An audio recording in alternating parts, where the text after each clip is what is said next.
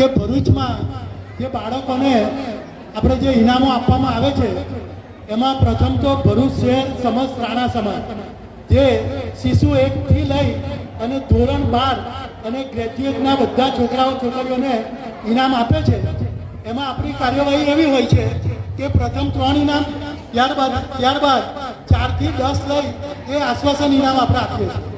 માટે આપણે ભરૂચ શહેર સમસ્ત રાણા સમાજ એન્ટાયર ભરૂચના રાણા સમાજના વિદ્યાર્થીઓને ઇનામ આપે છે, ચાહે તે પૂર્વ વિભાગમાં રહેતો હોય કે પશ્ચિમ વિભાગમાં। પરંતુ એના માટે આપણે પત્રિકામાં આપણે જાહેરાત આવે છે। તો ઘણા બધા વાલીઓ શું છે, ભરૂચ શહેર સમસ્ત રાણા સમાજ અંતર્ગત આજના શ્રી સરસ્વતી સન્માન સમારોહ ઇનામ વિતરણ કાર્યક્રમમાં અતિથિ તરીકે આમંત્રણ આપવા બદલ હું પ્રમુખ શ્રી સનત સર નરેશભાઈ તથા સમારંભના પ્રમુખ શ્રી હરેશભાઈ ઠાકોરભાઈ રાણા તથા સમસ્ત પરિવારજનો તથા મચસ્થ મહાનુભાવોનો હું ખૂબ ખૂબ આભાર વ્યક્ત કરું છું કે જેઓએ મને અહીંયા આમંત્રણ આપ્યું અને મને અહીંયા મહેમાન તરીકે આમંત્રણ આપવા બદલ તેમનો ખૂબ ખૂબ આભાર માનું છું।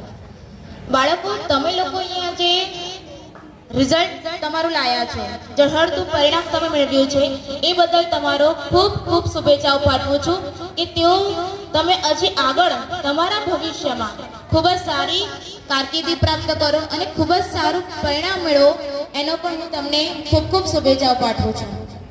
તમે બધાએ 1928માં ભરૂચ શહેર સમસ્ત રાણા સમાજની સ્થાપના કરવામાં આવેલી હતી। આજે 45 વર્ષ થયા અને લગભગ કેટલા વર્ષોથી આ ઇનામ વિતરણનો કાર્યક્રમ આપણે ઉજવી રહ્યા છે। તદ ઉપરાંત ભરૂચ શહેર સમસ્ત રાણા સમાજ વિવિધ ક્ષેત્રે વિવિધ કાર્યક્રમો એ સમાજ ઉપયોગી આપે છે, એ સૌ જાણે છે, એનું વિસ્તૃત ચર્ચા કરવા માંગતો નથી। આજે ઇનામ લેનાર ભાઈ બહેનો છે એમને હું ખૂબ ખૂબ અભિનંદન આપું છે કે તેઓ સારી રીતે અભ્યાસ કરી અને ઉચ્ચ કક્ષાએ જ્ઞાન મેળવે, ડિગ્રી મેળવે અને સમાજને અને માતા પિતાને સારું સન્માન આપે એવી હું એમને શુભેચ્છા પાઠવું છે। આજે શિક્ષણ વિના કોઈ પણ કાર્ય અધૂરું રહે તો એ ફરી શકતું નથી। શિક્ષણ એવું છે કે શિક્ષણ દ્વારા આપણે આગળ વધી શકીએ છીએ। આપણે મારી ઉંમરના ક્યાંથી હશે, ઉંમરલાયક હશે એ લોકો જાણતા હશે કે પહેલા આપણું શિક્ષણ કેટલું હતું કે ધોરણ 7 પાસ, 8 પાસ, 5 ફાઇનલ પાસ નોકરી મળી। અત્યારે પ્રસંગે આમંત્રણ આપવા બદલ ખૂબ ખૂબ આભાર।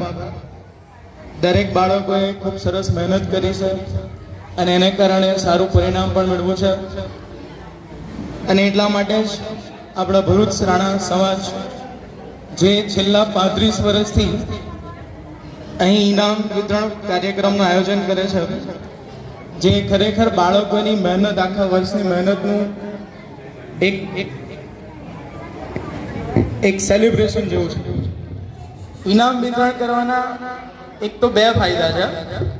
સૌથી પહેલો ફાયદો એ કે જે આખું વર્ષ મહેનત કરે છે એ લોકોનું સન્માન થાય, અને બીજું કે જે લોકો થોડીક મહેનત કરવામાં ઉણા ઉતર્યા છે, જેને હજુ મહેનત કરવાની જરૂર છે, એ લોકોને પ્રેરણા મળે।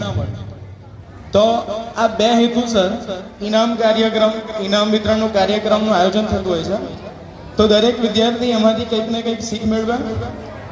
આ વખતે થોડા ઓછા પરિણામ આવ્યું છે, ઇનામ નથી મેળવી શક્યા કાં તો પ્રથમ રેન્ક નથી મેળવી શક્યા, તો નેક્સ્ટ ટાઈમ થોડી વધારે મહેનત કરે।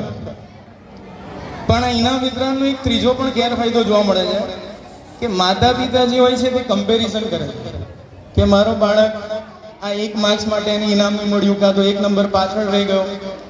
તે કમ્પેરિઝન કરવાની જરૂર નથી। એ જે કંઈ કર્યું છે એ એની કાબેલિયત પ્રમાણે, એની મહેનત પ્રમાણે એને મળ્યું છે। નેક્સ્ટ ટાઈમ વધુ સારું કરે એવું તમે પ્રોત્સાહન આપો। એક વખત ગોડ ઓફ ક્રિકેટ એટલે સચિન તેંડુલકરને એક સવાલ પૂછવામાં આવે છે કે